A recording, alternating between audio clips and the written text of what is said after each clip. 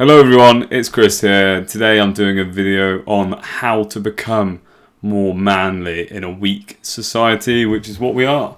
We are a society of weak-willed, just physically not very empowering, physically not very strong people. Everyone likes to take the easy way out, which is why a lot of you are into porn addictions. So let me make this assumption about you. You were probably bullied at school. Your father didn't give you any fucking good advice on how to stand up for yourself when you're being bullied. He probably told you something along the lines of, be friends with them, just be kind, and they'll stop being mean. And just think about them as well, because if they bully people, then they've definitely got some other stuff going on. It's, they're just bullies and they don't mean it, blah, blah, blah. And I'm going to tell you, he's chatting shit. If I have a child and it's bullied, my ex-girlfriend, her brother was being bullied at school, and her mum and dad told him to not stand up for himself. Just talk to them about it. Talk to a teacher, blah, blah, blah. And he kept getting bullied. And I told him? Break his fucking nose. Yeah. Big blood streamed down their fucking face. Okay, you give him a big clap on the face, and then, who's going to bully you again? Yeah, no one's going to mess with you after that. So that's step one. Fucking learn how to stand up for yourself. So I've not always been, this big alpha male, manly man.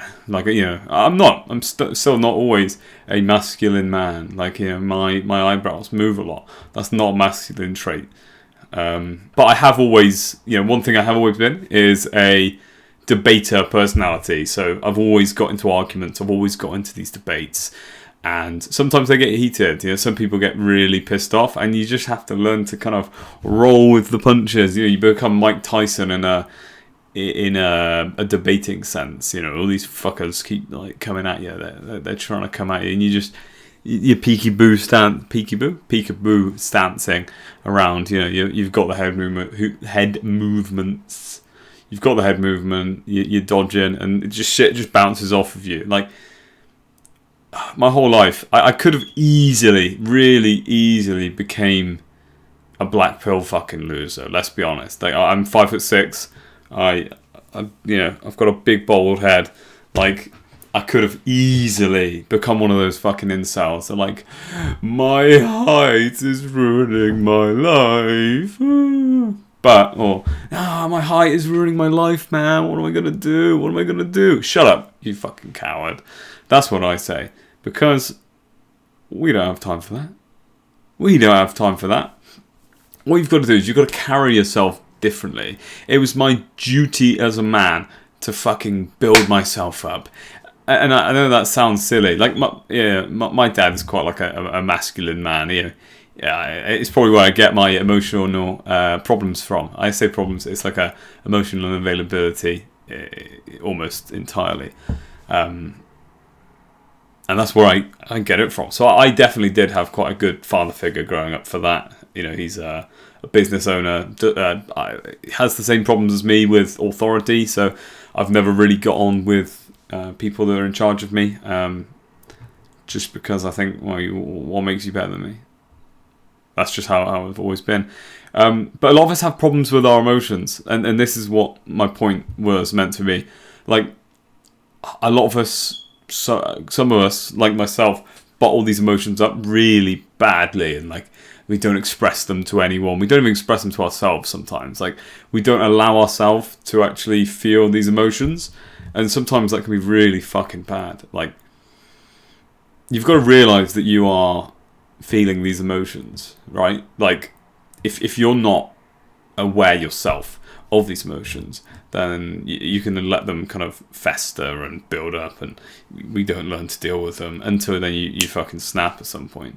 But then there's people, and I imagine a lot of you is quite similar. You've grown up without a dad or a weak dad. So your mum has kind of been in the fray. She has taught you to be quite emotional, and they say that, you're just in touch with your emotions. That's really good. It's not.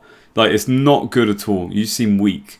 Like, you know, I've got, I won't actually go into details, I won't go into an example, but I've got friends that like I'm giving an example now as I ironically say that, but I've got friends that will just be there like, oh no, you said something mean to me, like a little fucking baby, and like just saying like, oh, I wish you could just be supportive of me, man, please be supportive, bro. And I think, shut up, we'll be supportive just in our own way, we're boys, like, you know, of course we're supporting you, but just, you've got to support yourself. A lot of you will probably be over emotional, as I said, and that means you're not in control of your emotions, which then means that you are controlled and consumed by these emotions, and they will ruin your life. You go into a job interview, not a job interview, you go into a salary negotiation and say, oh yeah, I'm looking for this, and he goes, I don't think you deserve it though, and you just start going, oh, but I really do, and you go, okay. If you're unreacting, or not even unreacting, but if you can control your anger a bit better, or like, you know, harness these emotions a bit better, you come across as much more dominant, and you're more likely to get that pay rise because you're less agreeable. But you're not just like, but I've worked really hard for this, please. No, you're not like that. And yeah, loads of us do this. Like, so that there are some people on my side of the spectrum, and there are some people on the feminine side of the spectrum, should we call it. But I'm not saying that it's a masculine trait to bottle up emotions. I'm saying that it's a masculine trait to be in control of your emotions and how you process them, which is why I recommend you journal, which is probably the biggest tip for this video, is journal. It's really important. It's really helped me. I feel like my life has improved since journaling, just through the fact that I am more in control of these emotions. So another thing you must do to become a stronger and more resilient, manly man is go through some form of hardship. This can be a breakup. Like, I'm not talking about going to fucking war in 1916 and going through the storm in the trenches. Like, you know, none of us are going to do anything like that. But you've got to find comfort in the uncomfortable.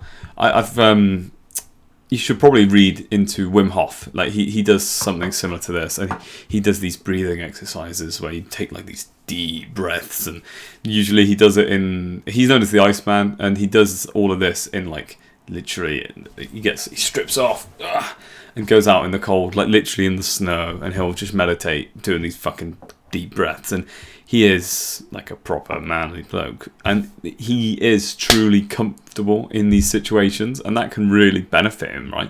Because if you are comfortable in a stressful situation, imagine what a stressful situation is then. Like someone saying at work that you've not been working hard enough recently. I've not seen the results I'm looking for. And some people, that would kill them, because they're like, oh no, I'm getting anxious, which is fair enough, it happens. But if you learn to be comfortable with these stressful moments, then you're a step ahead of everyone already. So step one is, I don't know what step I'm on actually, but another thing you must do is learn to start standing up for yourself. That is the most important part, I'd say, the second most important after journaling. It's like, you've got to make sure that you're actually fully standing up for yourself as well. It's so important, so important.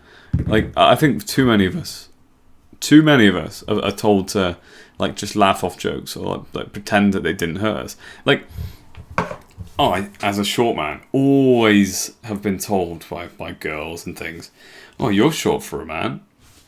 And I'll either be there like, oh, no way, really? I thought I was 7 foot. Like, that's fucking crazy.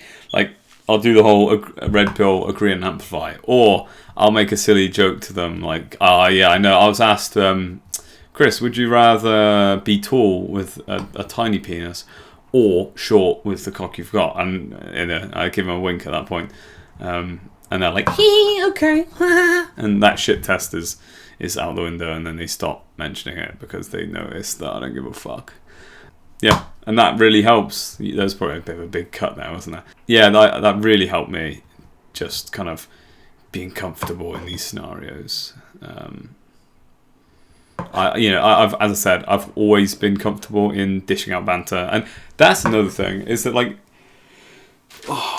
one dude on Discord, I won't mention his name, but he messaged me about standing up to his friends who he thinks are quite toxic, and in my opinion, it was probably not toxic, but because of how me and my friends act towards each other. We're always grilling each other, and like, I have jokes made about my hair and my height, and then I make a joke about someone's fat or something like that. Yeah, like, yeah, you got a big fat belly. At least you can control that.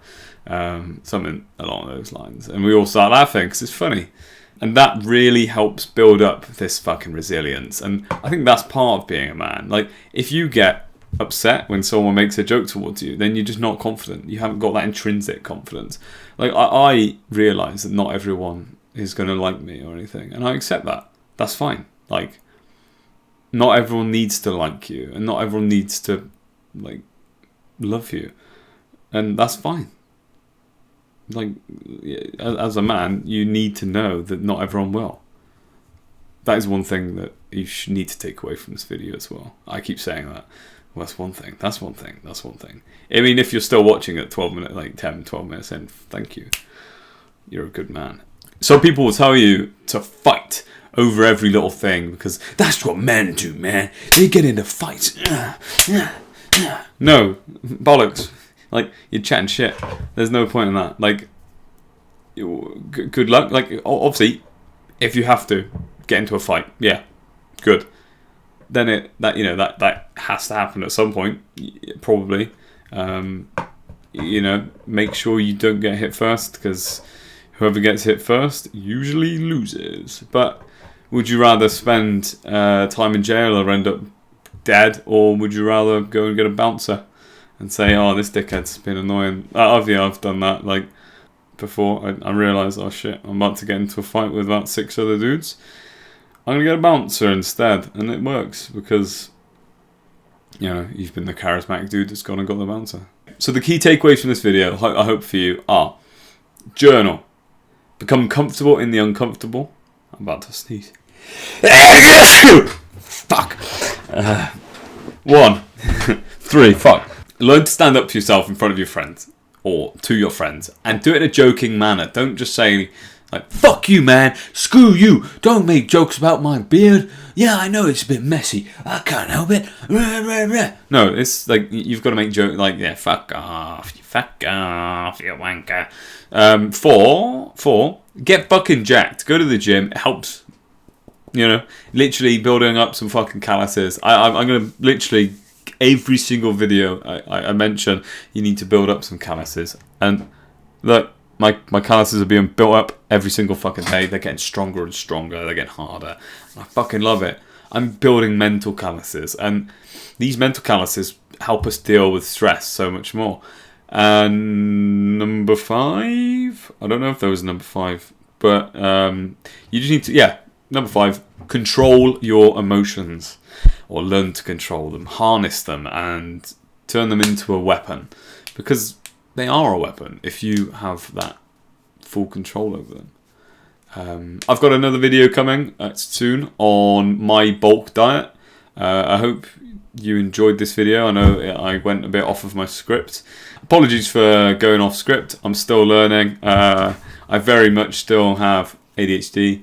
So this is going to be a continual process. Thank you very much. I'll catch you in the next one.